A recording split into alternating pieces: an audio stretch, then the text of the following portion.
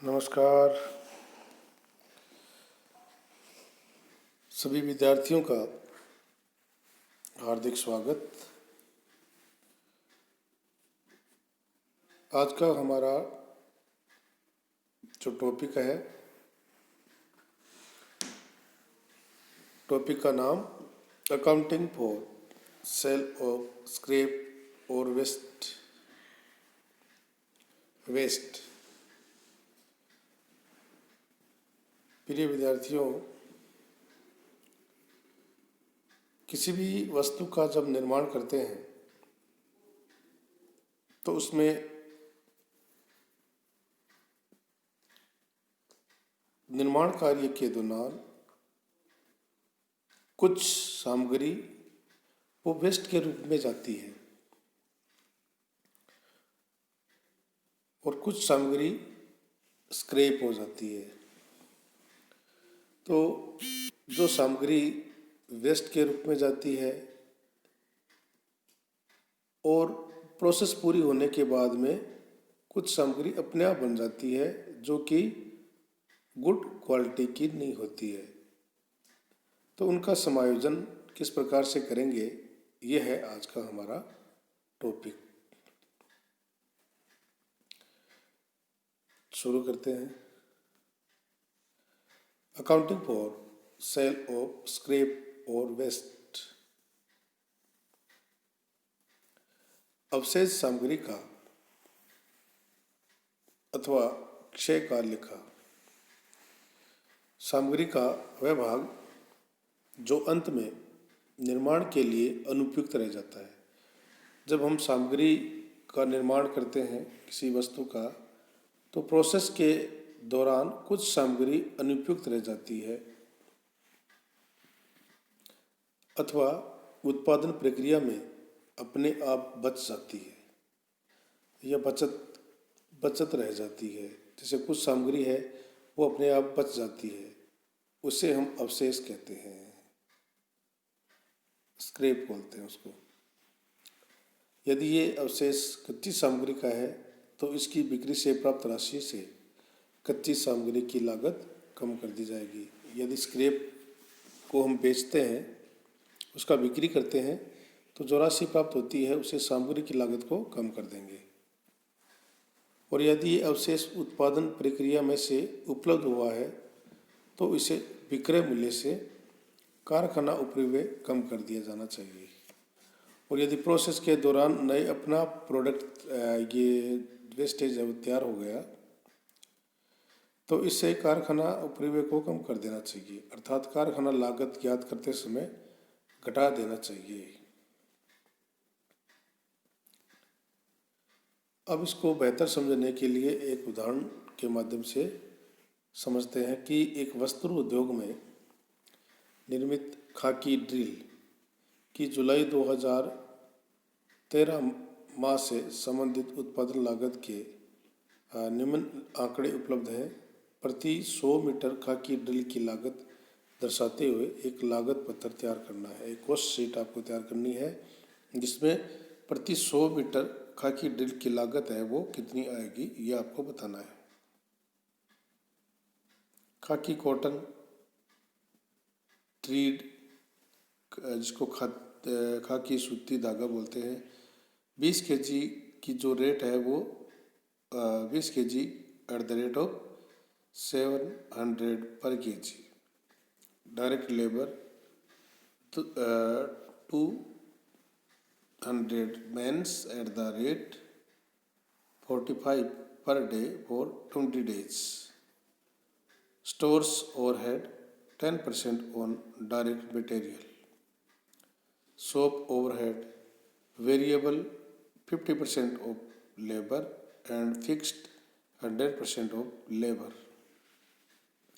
Credit on account of waste, क्षय की बिक्री से प्राप्त राशि 2 kg जो क्षय था उसको बेचने से 200 रुपये पर kg के हिसाब से recover from khaki drill cloth warming shop of factory.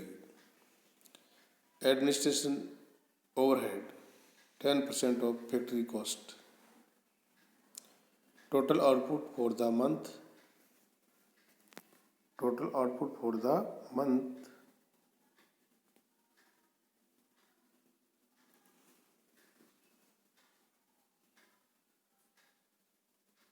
330 metre, ये हमारा आउटपुट है। There is no in work in progress at the beginning at the end of the month, प्रारंभ और अंत में कोई वर्क इन प्रोग्रेस नहीं है, WIP नहीं है। तो आपको क्या करना है, प्रति 100 मीटर खाकी ड्रिल की लागत को दर्शाते हुए कॉस्ट शीट तैयार करनी है। और इसमें सामग्री की क्षय से विक्रय की जो राशि प्राप्त होती है उसका समायोजन आपको साथ में करना है। ये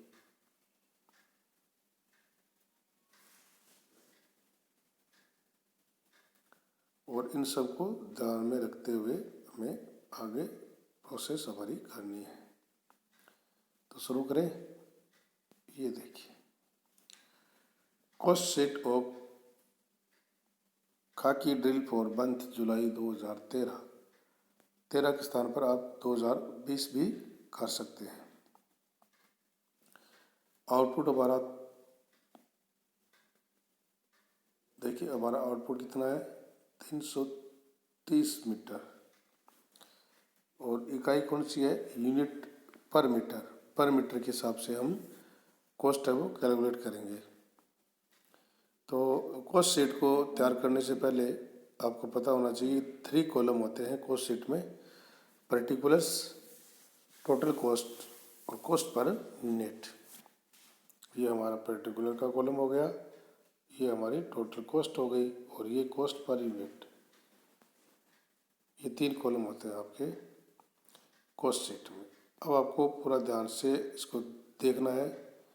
सबसे पहले हम निकालेंगे प्राइम कॉस्ट। प्राइम कॉस्ट में डायरेक्ट मटेरियल, डायरेक्ट लेबर को ऐड करेंगे तो हमारी प्राइम कॉस्ट आ जाएगी।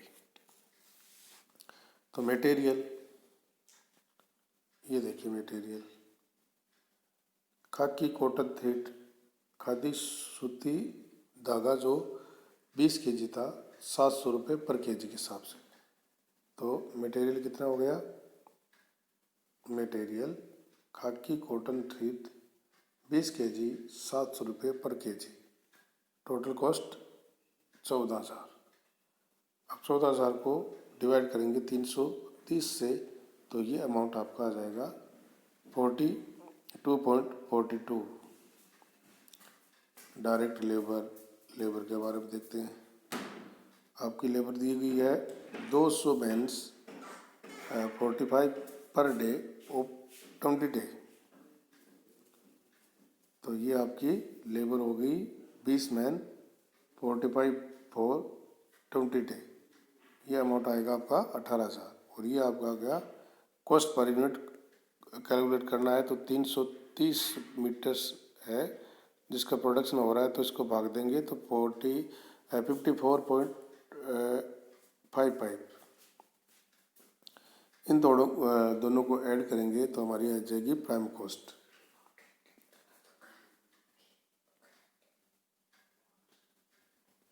प्राइम कॉस्ट 32,000 रुपये और कॉस्ट पर यूनिट आ गया 96.97। ये आ गया उनकी प्राइम कॉस्ट, और ये कॉस्ट पर यूनिट के हिसाब से हमारा कैलकुलेशन साथ साथ चल रहा है। अब हमें वर्क्स ओवरहेड, वर्क्स ओवरहेड कौन कौन से होंगे, शॉप ओवरहेड, कार्यशाला उपरिव्यय, कार्यशाला उपरिव्यय से पहले आपका है stores overhead. Stores overhead 10% of direct material. तो ये हो गया वर्क्स एक्सपेंसेस में सबसे पहले लिखेंगे store overhead 10% of direct labour. Direct labour हमारी है डायरेक्ट मटेरियल। डायरेक्ट मटेरियल आपका है 14,000 रुपये का, और 14,000 का 10% करेंगे तो 1,400 रुपये हो जाएगा आपका।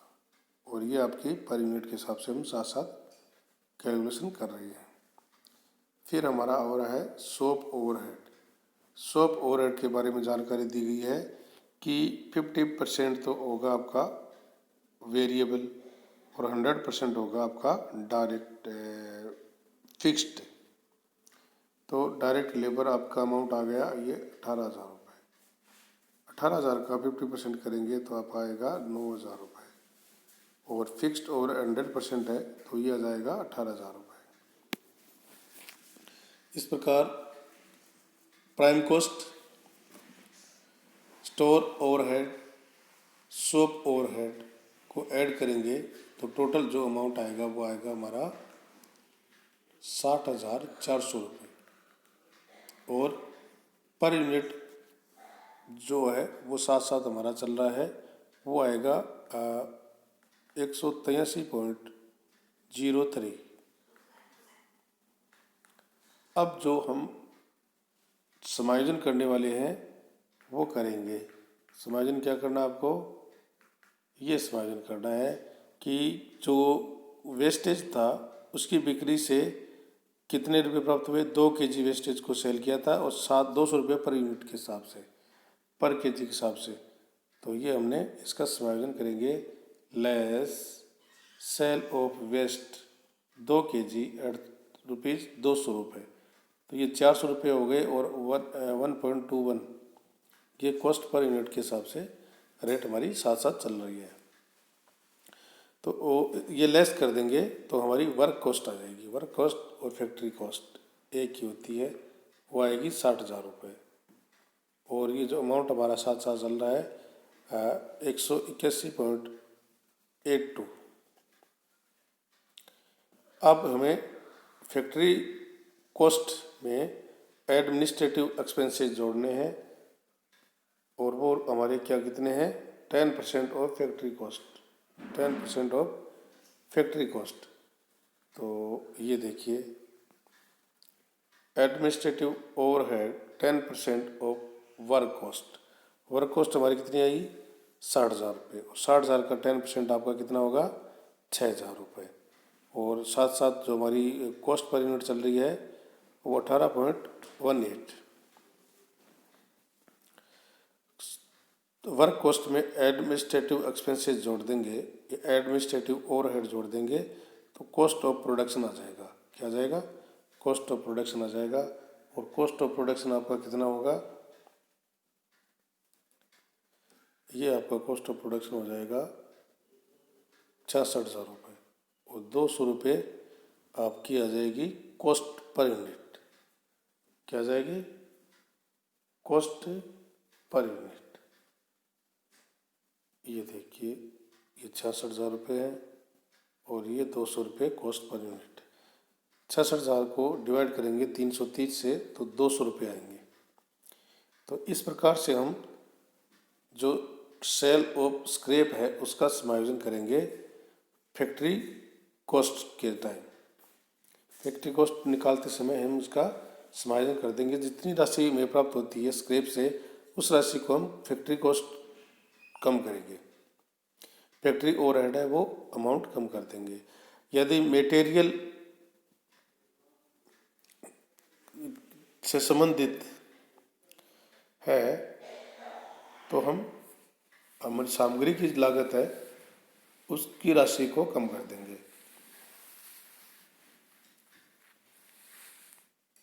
तो इस प्रकार से हम अवशेष सामग्री अथवा क्षय का समायोजन करते हैं। बहुत ही महत्वपूर्ण टॉपिक है। आप सभी विद्यार्थियों का बहुत बहुत धन्यवाद। Thank you.